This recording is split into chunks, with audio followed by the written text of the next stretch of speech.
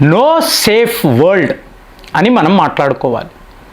ఉదయం వీడియోలో ఈ న్యూక్లియర్ శాస్త్రవేత్తలు, మిలిటరీ సైంటిస్టులు అమెరికా, చైనాలు ఎలాగ వరుస పెట్టి హతం అవుతున్నారు, మిస్సింగ్ అయిపోతున్నారు.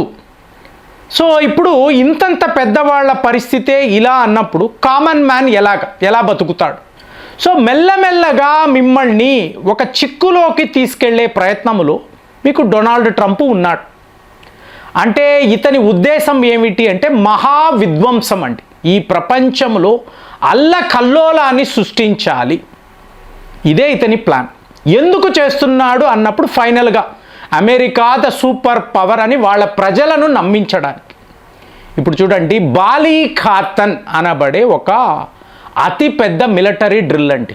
మీరు నమ్మరు, 16,000 మందిని మీకు ఫిలిప్పైన్స్ వద్ద మోహరించడం. Philippines, Indonesia. ఇప్పుడు మీరు గమనించారు అంటే నేనేం మాట్లాడుతున్నాను.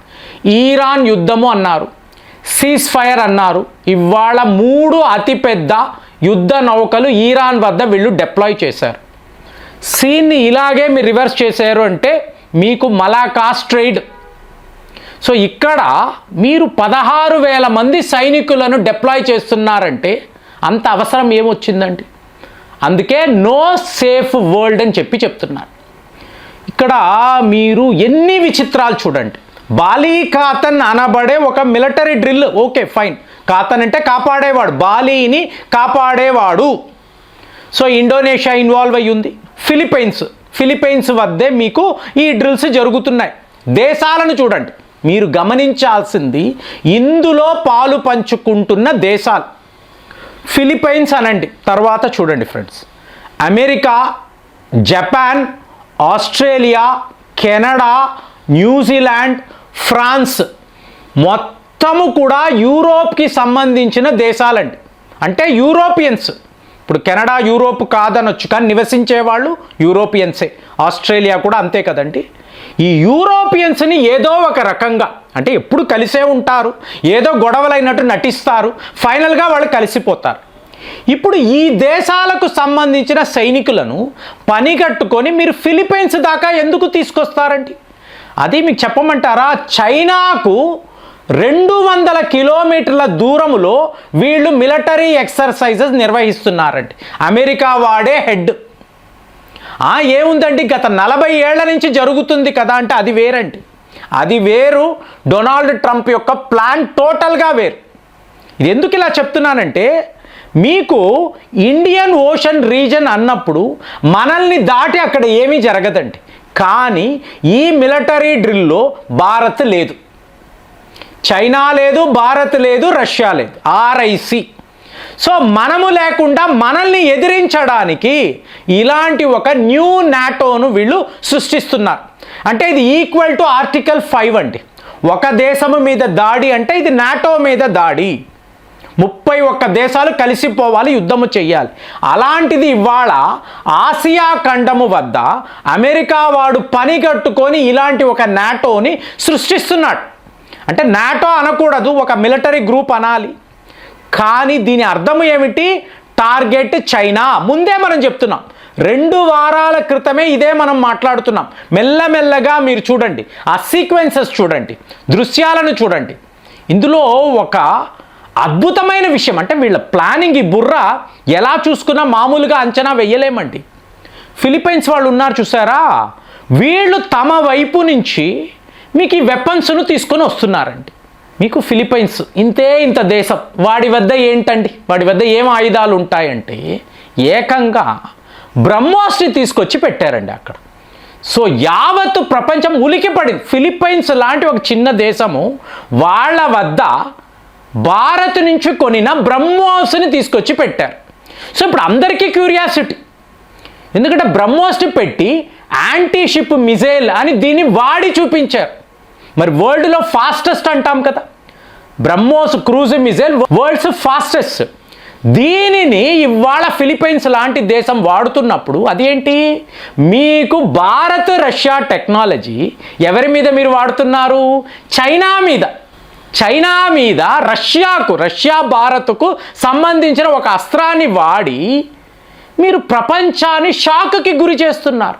ఇప్పుడు ఏమైంది ఫ్రెండ్స్ చూడండి, ఫిలిప్పైన్స్ వద్ద ఉండే బ్రహ్మోస్ దీని యొక్క డిజిటల్ సిగ్నేచర్, వేగము, లోపల ఉండే కాంపోనెంట్స్, సెన్సార్స్, మోటారు మొత్తము కూడా ఇవాళ అమెరికా మిత్ర దేశాలకు ఈ టెక్నాలజీ వెళ్ళిపోతుంది.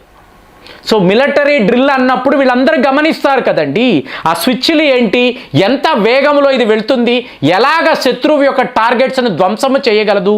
ఇప్పుడు ఈ డేటా మొత్తము కూడా అమెరికా వాడి చేతికి వెళ్ళిపోయింది. ఇదే ప్లాన్ అండి.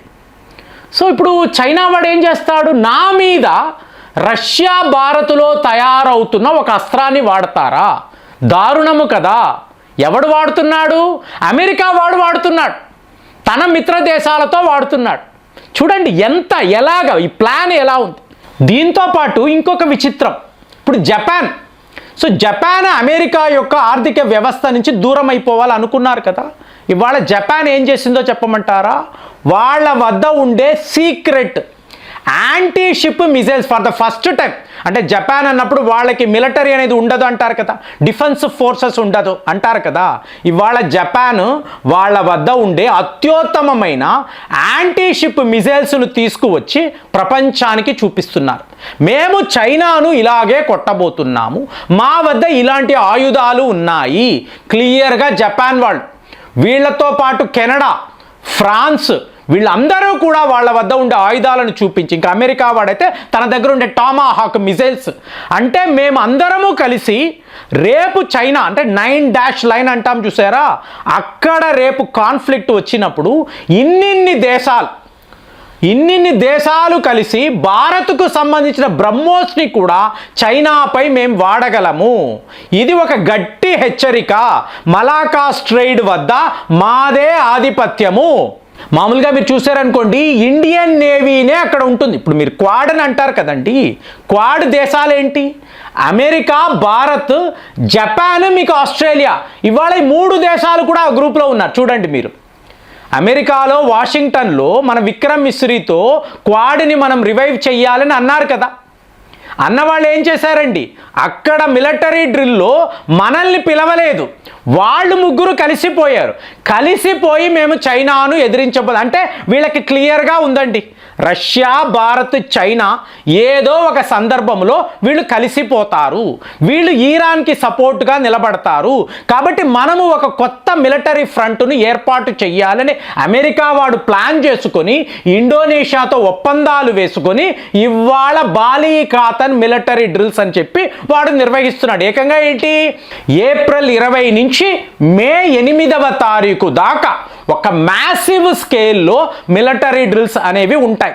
మరి ఇప్పుడు వీళ్ళందరూ కలిసి చైనాను ఎదిరిస్తారా, చైనాతో యుద్ధము చేస్తారా? ట్రంప్ అయితే 100% చెప్తున్నాను, 2026లో మ్యాసివ్ స్కేల్లో వార్ చేస్తాడండి. ఎందుకంటే ఇన్ని దేశాలు కదా. సో ఇప్పుడు వీళ్ళందరికీ కూడా అమెరికా వాళ్ళు తమ ఆయుధాలను అమ్ముతారు. ఇప్పుడు చైనా వాడు వీళ్ళ మీద యుద్ధము చేస్తే వీళ్ళ వద్ద ఆయుధాలు ఉండాలి కదండి. ఫిలిప్పైన్స్ అయితే ఆల్రెడీ బ్రహ్మోస్ వాళ్ళ దగ్గర ఉంది.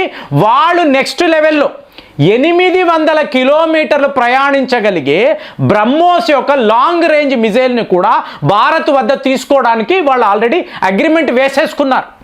సో మనం ఇంతలాగా ఆలోచించలేదు. సో ఫిలిప్పైన్స్ వద్దకు వచ్చేస్తాయి. ఇప్పుడు ఇండోనేషియా వాళ్ళ దగ్గర ఎలాంటి ఆయుధాలు ఉంటాయి? వాళ్ళు అమెరికా వద్దే కొంటారు. ఇక జపాన్, సౌత్ కొరియా వీళ్ళందరూ ఎప్పుడు కూడా అమెరికా వెపన్సే కదా వాడతారు.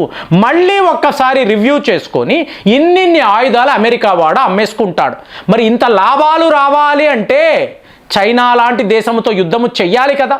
సో వీళ్ళందరూ చేస్తారు, వీళ్ళందరే బలి పశువులు. అమెరికాకు ఏం కాదండి, ముందు ఫిలిప్పైన్స్ పోతుంది, తరువాత ఇండోనేషియా పోతుంది. సో వీళ్ళని వాడుకొని వాడు లాభాలు చేసుకుంటాడు. మరి ఇంత పెద్ద ప్లాన్, ఇందులో బ్రహ్మోస్ లాంటి అస్త్రాన్ని వీళ్ళు వాడుతున్నారంటే ఇది ఏ లెవెల్లో ఉంది? మీకేమనిపిస్తుంది? కామెంట్స్లో రాయండి. మళ్ళీ వచ్చే వీడియోలో కలుద్దాం. జై హింద్.